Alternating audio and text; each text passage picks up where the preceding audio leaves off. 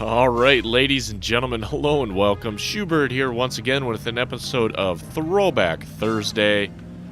And boy, as you can see, I've got a treat for you today. Don't worry, I'm probably not going to spend too much time in here playing this game. It's a bit ridiculous. But I just want to explain a little bit as to what I am doing in here. In the spirit of Throwback Thursday, I am trying to play through a list of games in chronological order as to when I probably purchased them. This game, Streets of SimCity, is another game that I got through the Scholastic Book Order Forms series. Crazy, right?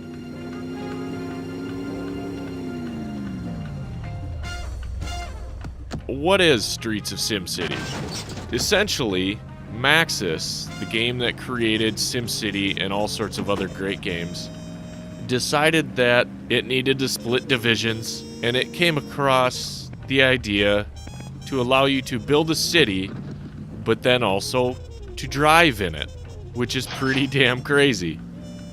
And a lot of fun, I'll tell you. It was a lot of fun, although it is about the most buggy experience you have ever had, even back in the day when it was brand new.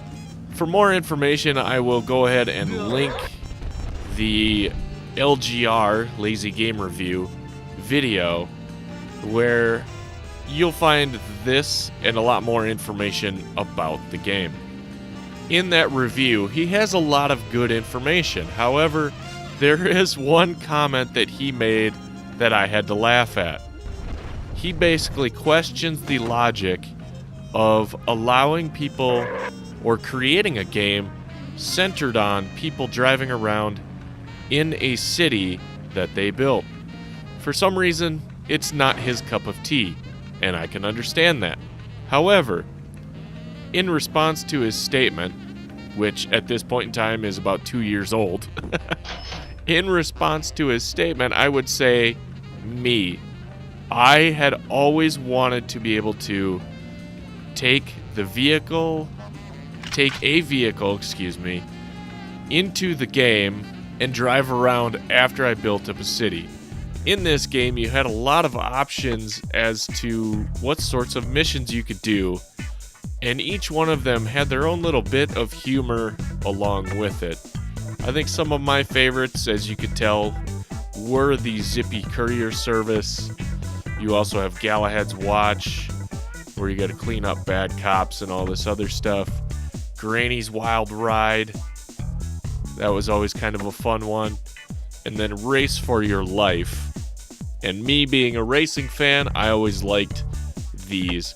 I was not very good at the Apocalypse, I died a lot. In this game, you could create a new game, you could load an old game, you could look at player's choice, which basically allowed you to do a free-for-all in any map that you wanted. You could even create your own map, your own races, etc., and play them through this.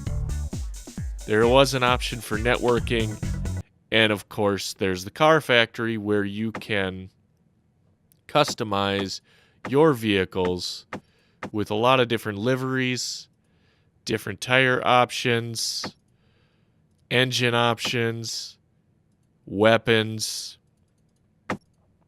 and mods.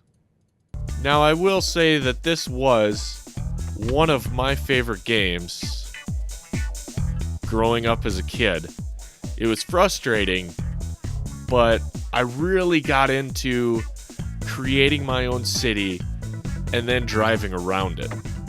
For today's video, though, I don't think I really want to spend a lot of time in this game because I'll be honest, it is very hard to look at. It is so hard to look at. Even for me. Here, if I jump into this qualifier, I'll do one more. I'll jump into this qualifier race and see what happens. Looks like we got a number 29 car.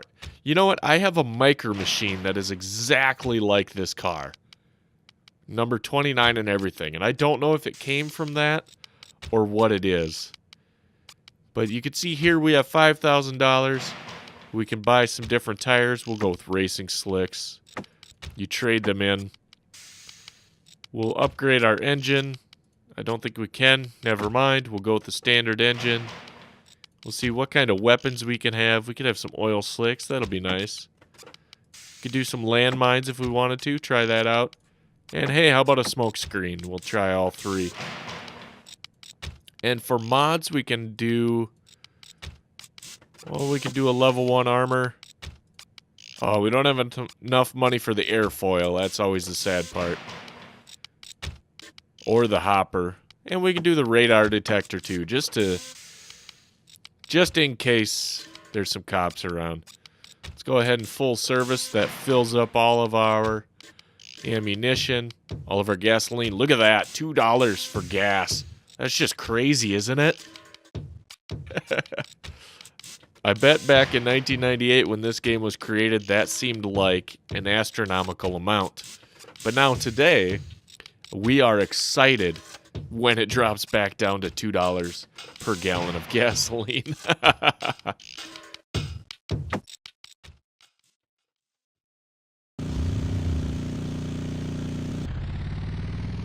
As you can see here, we start off, we got about 1:50 it looks like.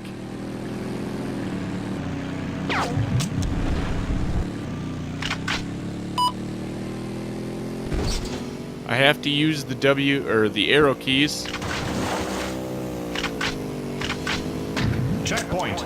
Unfortunately, I don't think this is going to be any kind of a challenge for us because I think the AI is quite literally stuck.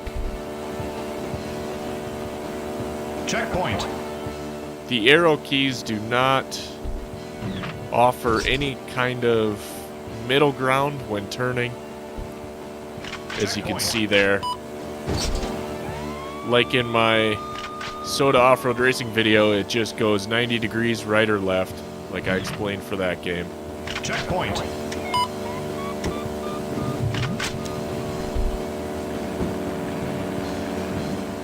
And these races are not all that difficult.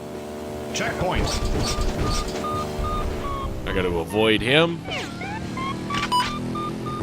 For some reason, those AI vehicles just can't handle the amount of memory. And I died.